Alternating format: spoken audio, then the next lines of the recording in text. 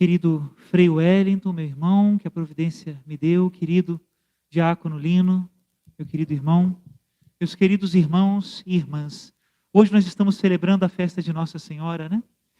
E é interessante como a graça de Deus, através dela, para nós é sempre presente, sempre. Maria está presentemente intercedendo por nós e trazendo muitas graças de Deus para nós. De modo que nós podemos dizer sem nenhum erro que hoje ela também se apressa, sobe a montanha, né, da Galileia, leva o seu filho Jesus consigo e enche o nosso coração de alegria com a sua palavra e com a sua voz. Este é o modo como Deus quer nos salvar. Este é o modo como Ele quer nos converter. Este é o modo como Ele quer nos levar para o céu.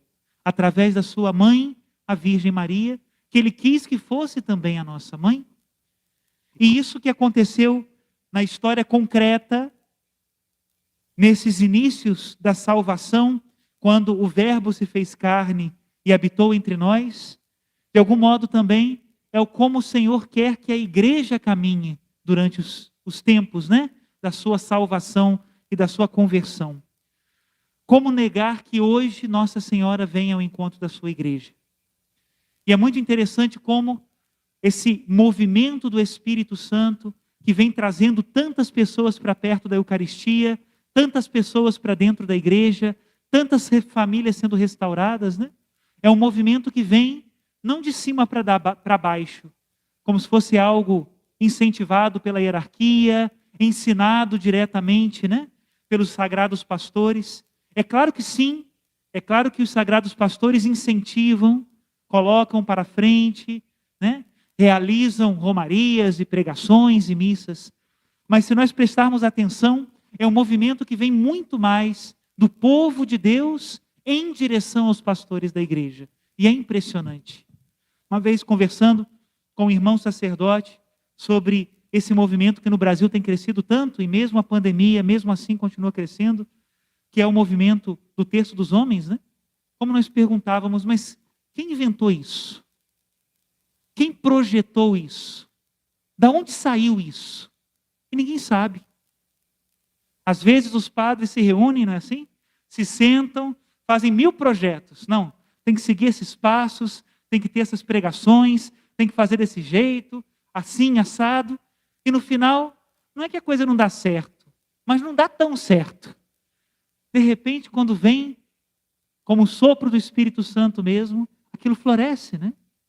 Um outro movimento que é notório, impossível de ser negado, e que começou agora na pandemia e que tem toda a cara de que vai continuar, são os rosários da madrugada. Da onde surgiu isso? Como é possível?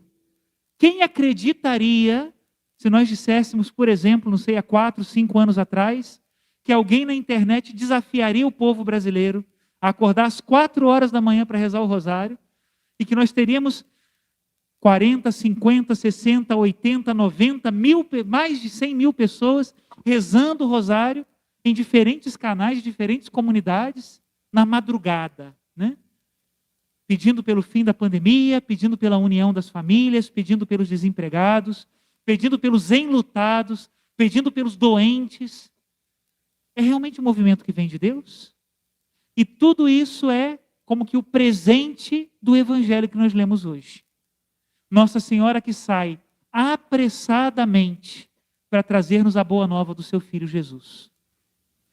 E esse ano, conversava com o Frei Wellington, né? Ele estava me falando das coincidências da festa de Nossa Senhora das Graças desse ano, né? O dia 27 de novembro, quando Nossa Senhora se apresentou com uma medalha milagrosa, né? Apareceu no alto do altar, exatamente mais ou menos como nós a vemos aqui, nessa bela pintura que nós temos na capela, foi justamente um sábado, 27 de novembro, véspera do primeiro domingo do Advento. Impressionante, né? Pois bem, algum momento tem que coincidir, né? Já que naquele dia coincidiu, né? Mas agradecer a Deus também por essa graça, porque ela também vem nos preparar e nos ajudar a nós nos prepararmos bem para recebermos a graça de Deus no Advento. Se nós prestarmos atenção nas palavras de Nossa Senhora, nesta aparição de Nossa Senhora das Graças, aquilo que ela sempre nos pede, né? a penitência e a oração são penitência e oração para nós atrairmos a graça de Deus e nos prepararmos para recebê-la. Sem dúvida nenhuma, quando nós falamos que Nossa Senhora é das graças, que a medalha é milagrosa, que aqui se podem alcançar muitas graças, pois muita gente quer vir, né? Tanta gente consegue encher templos com as promessas de graça. E Deus é generoso. Deus derrama muitas graças mesmo. E pela intercessão de Nossa Senhora, muitas mais graças Deus derrama. Só que Nossa Senhora também nos ensina que nós precisamos nos preparar para receber a graça de Deus. Esse também é o tema do Advento. A graça barata é uma graça que nós temos que sempre desconfiar dela. Muitas vezes, e porque Deus é bom e misericordioso, Ele nos dá essa graça, entre aspas, né? Essa graça barata, sem a gente estar preparado, sem a gente ter feito nada, né? Para nós reconhecermos a gratuidade dele. Mas a partir daí, precisa começar um caminho. Deus faz isso muitas vezes. Mas na grande maioria das vezes, somos nós que precisamos também nos preparar para receber essa graça de Deus, como dizia São Paulo, não recebê-la em saco furado, não correr em vão, não permitir que a graça de Deus seja em nós estéril. A graça precisa ser fecunda, precisa dar frutos, precisa ser expansiva. E para isso nós precisamos também nos preparar para receber a graça de Deus. Alguns anos atrás, o Papa Francisco, fazendo uma das catequeses suas sobre a devoção à Nossa Senhora, ele dizia isso. Quando nós vamos a ela, nós não podemos ir só por nós, só querendo uma graça egoísta, só pensando nas minhas pequenas coisas. Não. Quando nós vamos a Nossa Senhora, nós precisamos ir com esse coração preparado que quer que a graça se expanda. Uma pessoa consagrada a Nossa Senhora, que procura imitar as virtudes de Maria, nossa mãe, que procura ter o coração imaculado, ou melhor, próximo, ter o seu coração próximo ao coração imaculado de Maria, precisa fazer a diferença. Precisa. E onde nós estamos, tem que ser diferente. Diferente na oração, diferente no acolhimento, diferente na caridade, diferente na perseverança, diferente no perdão, diferente na vontade de continuar. Precisamos ser, precisamos. E aí, meus irmãos, por isso tudo que nós estamos dizendo, esse presentemente Nossa Senhora vem ao nosso encontro para nos alegrar.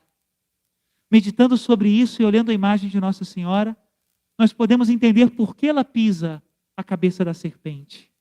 E por que há uma guerra tão encarnecida entre a bem-aventurada Virgem Maria e Satanás. Grande guerra. Porque às vezes as pessoas dizem no ditado popular, né?